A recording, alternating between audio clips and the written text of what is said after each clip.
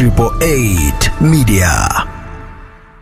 Nipende kusisitiza tena kuwa majengo haya mapya ni nyenzo tu ya kutekeleza majukumu yetu, lakini nguvu ya jeshi haitokani na majengo wala vifaa peke yao.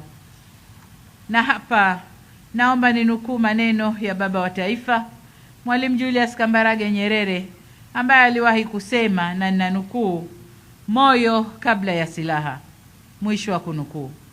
Kauli hiyo ya moyo kabla ya silaha inatukumbusha kwamba msingi wa jeshi imara ni moyo wa kizalendo, nidhamu, weledi, utii na dhamira safi, uadilifu na uaminifu wa askari wake kwa taifa na watu wake.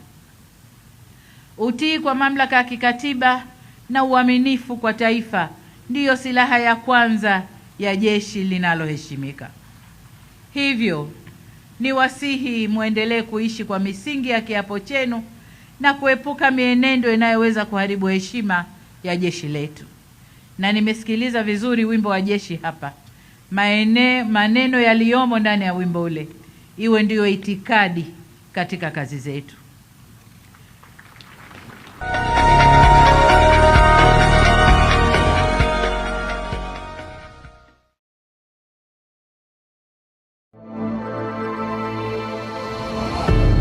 Triple 8 Media.